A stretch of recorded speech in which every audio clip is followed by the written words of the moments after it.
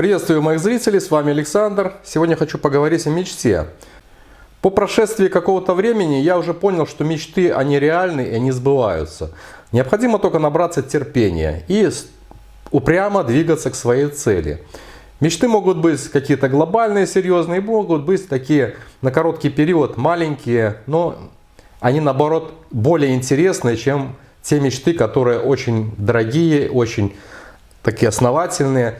Поговорим об этих маленьких мечтах. Когда-то я давно приобрел себе вот такую камеру Olympus i510 и первое время пользовался ей часто. Давно мечтал приобрести себе внешнюю фотовспышку. И наконец она сбылась. Приобрел себе вот такую вспышку Yongnuo модель 560 третьего поколения. Это моя первая внешняя фотовспышка. Приобрел уже в Минске, причем я взял ее бэушку. В свое время я рассматривал также, посмотря соответствующие обзоры, рассматривал приобретение и на китайских сайтах. Она стоила, в принципе, тогда уже недорого. В наши дни, это на конец 2018 года, в белорусских интернет-магазинах новая вспышка стоит 145 рублей, это около $70 США. Но, как оказалось, когда я обратился вот сейчас ее приобрести, то в наличии ее уже не было. То есть она как будто снята с производства, появились уже там четвертое поколение и другие, которые включают такую функцию, как ведущие вспышки, то есть функция мастера. Данная вспышка может работать только как ведомая. И просто нашел у нас есть такой сайт онлайнер барахолка, нашел бэушную эту фотовспышку за 120 рублей. Это, соответственно, $60. То есть, в принципе, цены давно упали на эту вспышку, сравнялись с китайскими, и вполне ее можно приобретать. И для начинающего фотолюбителя эта вспышка, она мануальная, без функции TTL, то есть нет синхронизации и возможности получать данные с фотоаппарата. И она универсальная, то есть подходит к любой оптике. Я имею в виду фотооптике. Поэтому сегодня я хочу вас познакомить с моим приобретением. Погнали! Приобреталась эта вспышка для моего фотоаппарата. Наверное, одна из первых зеркалок, которая появилась на рынке. Это Olympus i510. Вспышка с ним работает. Для этого только переводим режимы в M, ручной режим. Устанавливаем вспышку на башмак. Здесь есть такая конструктивная особенность, касается этого фотоаппарата Olympus i510. Вспышка села на этот башмак, но если видите, то у меня встроенная вспышка, точнее ее крышка, имеет такой вид, как трамплинчик, она немножко так кверху задрана. А здесь, в самой вспышке, наоборот, есть такой скос вниз, такой порожек. И они практически касаются. Это учитывается момент, что может вспышка на некоторые аппараты не сесть полностью, туда задвинуться. Так, затягиваем этот винт, он пластиковый, а сама площадка металлическая. Фотовспышка универсальная, что одновременно является и достоинством, и недостатком. Достоинство, во-первых, в цене, скромная цена. И, во-вторых, в том, что она может работать с брендами фотоаппаратами, такими как Pentax, Olympus, Nikon, Canon. Недостаток еще в отсутствии режима TTL. Соответственно, мощность световой вспышки нужно определять уже по результатам отснятых кадров. И все настройки выставлять вручную. Нет обмена информацией с камеры на вспышку.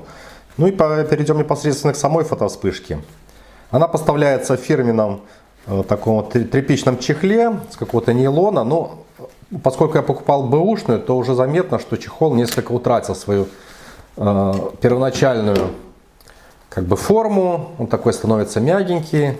В нем нет возможности подвешивания на пояс, на ремень. И в комплекте еще здесь есть отдельный кармашек. Вот такая пластиковая стандартная подставка. У нее есть также отверстие под крепление на штатив 1/4. Бумажной инструкции в моем варианте также не было, но я нашел в интернете и скачал ее на русском языке. Вспышка достаточно увесистая и добавит к весу фотокамеры еще 483 грамма, как я померил, со сложенными сюда аккумуляторами. Корпус целиком изготовлен из качественного пластика, она такая мощная, в руках лежит так, чувствуется вещь. Наверное, чем-то похоже на китовую вспышку известных брендов. Достоинство корпуса в том, что он легок в обслуживании и ремонте, так как все детали скреплены с помощью винтиков и в принципе легко разбираются. Механизм поворота головы вспышки скрыт так под резиновыми элементами вот этими, которые также легко извлекаются. Если так держим вспышку, то с правой стороны размещен батарейный отсек под такой вот широкой пластиковой крышкой. Открывается, закрывается легко. Для соблюдения полярности устанавливаемых элементов внутри вклеен соответствующий стикер. Не ошибетесь. Для питания вспышки я у себя уже в Минске приобрел вот такие аккумуляторы Eneloop Pro от компании Panasonic. Обошлись они мне в белорусских 10 рублей 50 копеек, это около $5 США. Конечно, аккумуляторы не дешевые. Их достоинство в том, что они имеют очень низкий ток разряда. То есть, вот как здесь рекламируется, через год просто неиспользования они теряют емкость только на 15%. А так они стандартные аккумуляторы типа АА, никель-металл-гидрид. Емкость 2500 мАч. То есть отдал я за 4 аккумулятора, грубо говоря, $20. Сейчас я их зарядил уже до максимума. Вот еще 3 у меня зарядились. Можно использовать и стандартный аккумулятор просто АА, никель-металл-гидридные также, только их тип или обычные батарейки. Полностью заряженный аккумулятор у нас весит 30 грамм. Так, замерю остальные.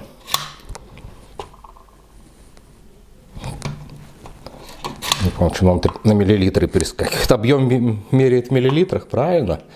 Умные весы. Также 30. Так, по 30 грамм полностью заряженные аккумуляторы. Да, и в комплекте еще мне дали вот такой боксик, пластиковую коробочку под аккумулятор уже типа 3А. Здесь как бы позиции по 4 штуки, ну и 5-й можно еще положить в это отделение. Тоже удобно. В принципе, те же деньги, наверное, бакса по 4 они стоят на китайских площадках и на том же eBay. Но тут я ничего не ждал, просто подошел, купил и они у меня есть. На левой стороне уже под резиновой крышкой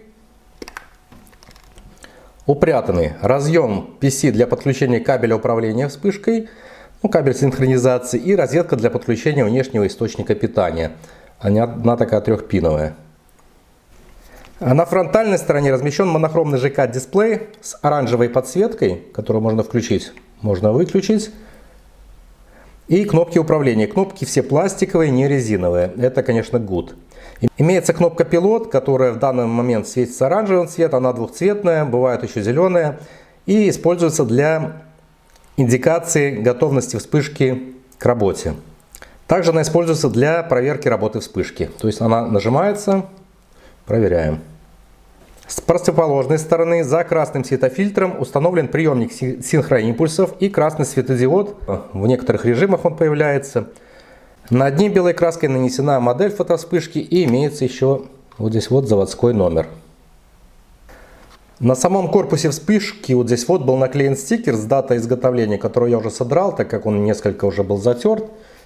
И вот какие-то еще остатки от него остались. Причем он выступал и как бломба, потому что он закрывал вот этот винтик.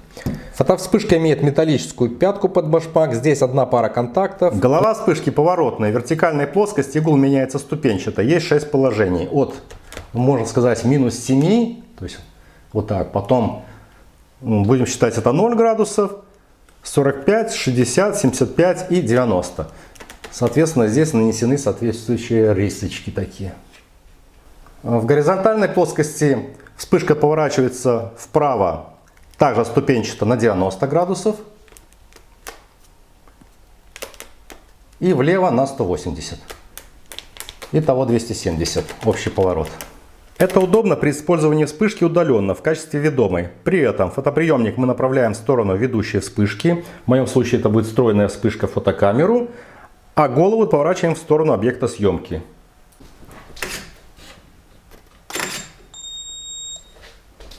Вспышка оснащена отражателем и рассеятелем, которые спрятаны в корпусе головы.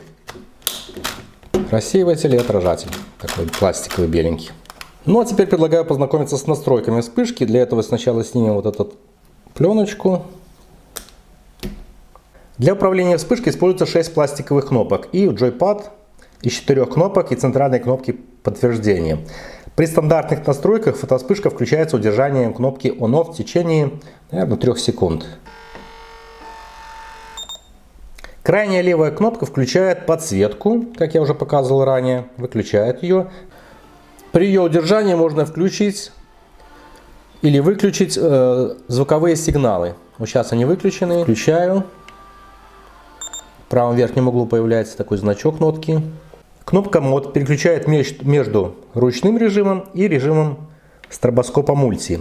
При нажатии на кнопку ОК можно изменить количество вспышек, которые следуют одна за другой, и частоту их. Ну, допустим, частотой 1 Гц сделаем 9 вспышек. И вот демонстрирую. Нажимаю пилот.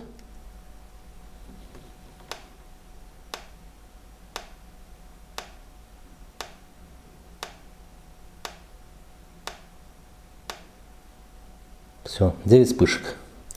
Третья кнопка переключает 4 режима работы вспышки. Она имеет такие вот значки, используется для синхронизации вспышки, если она работает в качестве ведомой.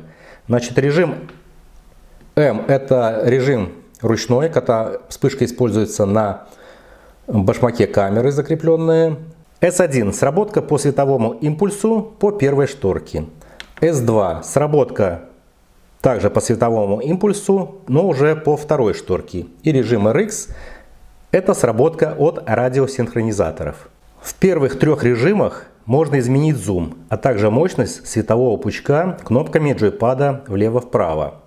Мощность меняется от 1/128, 1/64, 1/32, 1/16, 1/8, 1/4, 1/2 и полная мощность единица.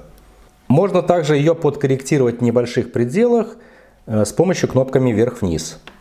Причем вот этот шаг 0,5 можно потом в сервисном режиме менять 0,5 или 0,3. В режимах S1 и S2 при срабатывании по импульсу света максимальная дистанция до источника этого света 25 метров.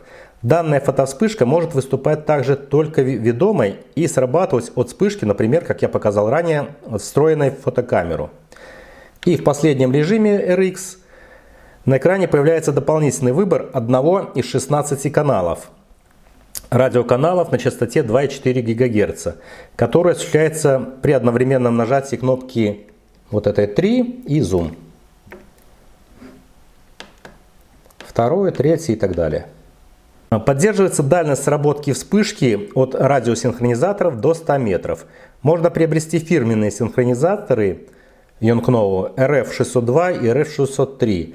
При работе с ними в сервисном режиме необходимо также выбрать конкретную модель. И крайняя правая кнопка Zoom изменяет при каждом ее нажатии угол светового пучка в положениях 24, 28, 35, 50, 70, 80 и 105 мм, соответственно, фокусному расстоянию объектива. При этом слышится моторизованное такое перемещение то ли линзы, то ли самой лампы внутри головы вспышки. И можем наблюдать.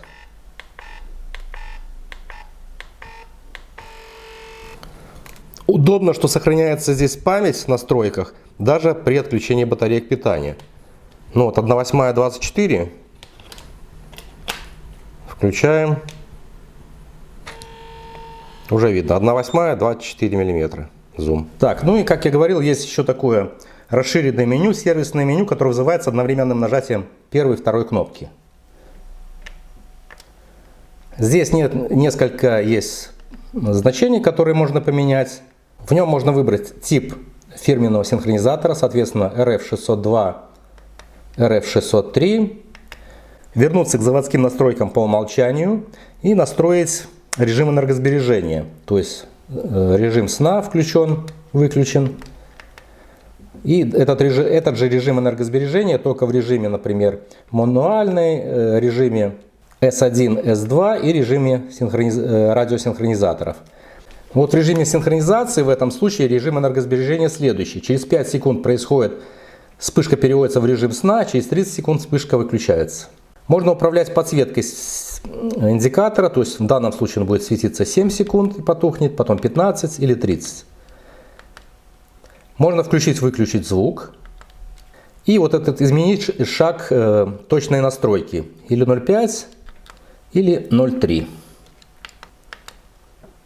Есть режим еще быстрого включения-выключения. Quick, можно его включить. В этом случае, вот смотрите, сейчас вам покажу, как включается и выключается при выключенном. Выключили. Включили. Это обычное включение. И если мы быстрый старт активируем, выключается она следующим образом. Все. И вот так включается. Включено. Для сравнения сделаем несколько кадров. Первый кадр будет с внешней вспышкой модели Inknow 560 версии 3. При этом выбран режим работы фотокамеры ручной и дистанция до объекта порядка 2 метров. Условия те же, расстояние также, режим работы мануал фотокамеры и снимаю без фотовспышки. И третий режим, условия те же, но принудительно включена встроенная вспышка.